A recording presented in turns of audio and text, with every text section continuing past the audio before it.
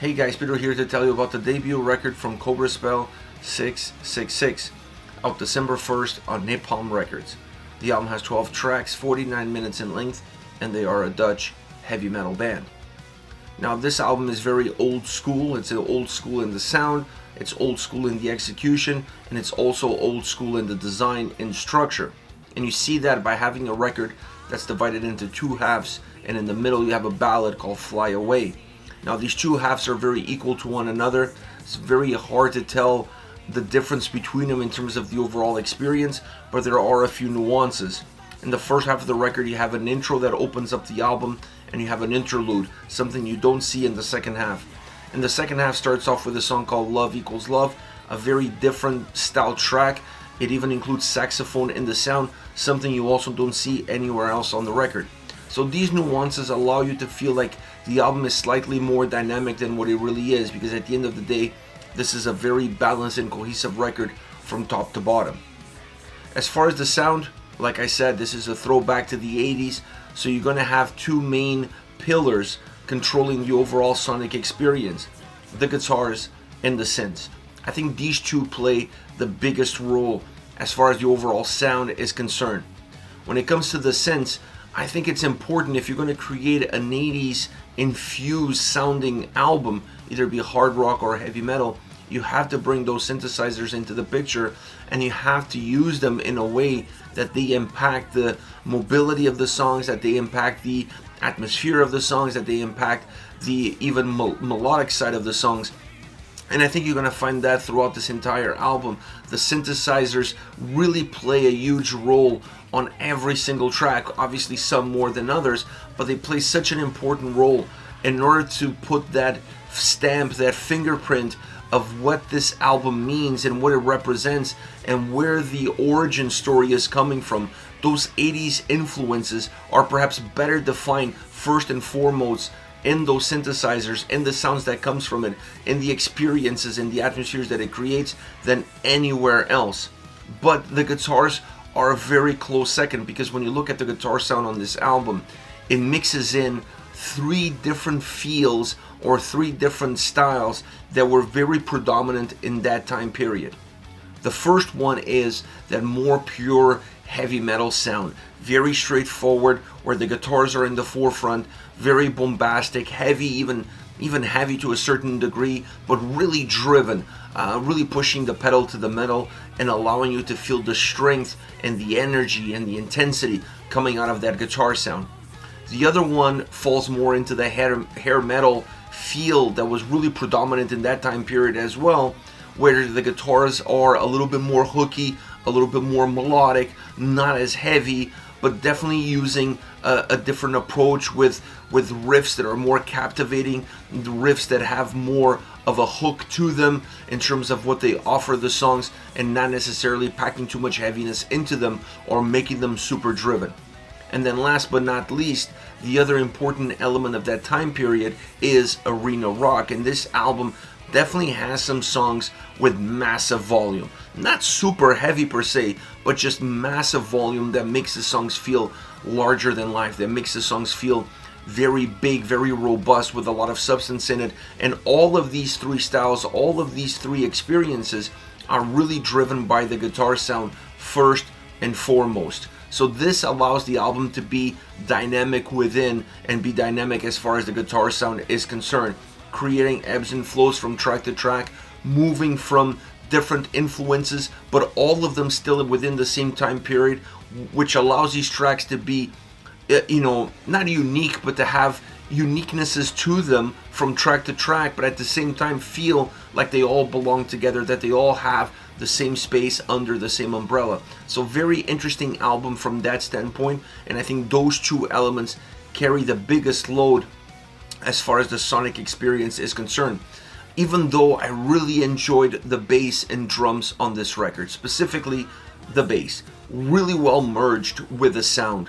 I like the mixing, I like the approach, I like the production here, because you could hear the bass, but it's not overpowering and it's not dominating. For an album like this, you really want to have the guitars in the forefront You want to give them as much room to shine as possible, but you don't want to forget the other elements. And I felt like the bass had this incredible feel, this incredible aroma from start to end, where you notice it, but you almost don't. And I think that's the right blend for an album that has this sort of sound, that is trying to bring a very specific time period into the forefront. The drums the same way. The drums felt like they had depth to them, but they're not heavy, they're not overpowering, they're rather complementing the overall sound and the overall experience. So two elements that are a little bit more in the back seat, but just because they're in the back seat, it doesn't mean that they don't have a positive impact. Now, as far as the vocals, Christina Vega is a solid vocalist, without a shadow of a doubt. I just feel like her voice, her delivery fits certain styles better than others. And when you have those three different prototypical style songs on the record, there's going to be some where her vocal performance connects a lot better than others. It's just a natural way of discovering your range and discovering where you are within the overall DNA of a debut record. I don't think there's anything to fault her on that standpoint, but there are some songs on this record where you feel a disconnect between the sound and almost what you wanted out of the sound, and then what you get out of the vocal performance when you compare it to that same sound.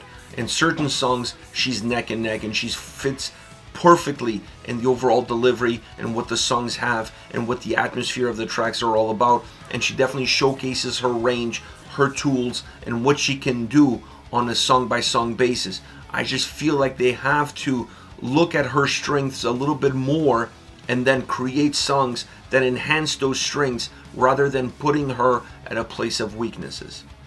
Overall, for a debut record, I honestly feel like this band still has so much room to grow, because when you look at this album, there's definitely more positives than negatives, and I think it's a style that you don't see every day, at least not from an all-female band.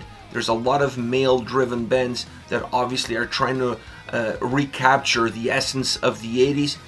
These girls are doing it from a more female empowerment standpoint, and you're going to see that not just because it's an all-ladies band, but also because of the lyrical content. It's definitely a female-driven lyrical content, which creates a paradigm with a more male-driven content that existed in the 80s and that some bands are trying to duplicate now. So it's an interesting album, it's an interesting concept from that standpoint, but like I said, I think they still have so much more room to grow, and I think that's something to be excited about when you listen to a debut record and you can see that they can go much further than what they've done on this debut album.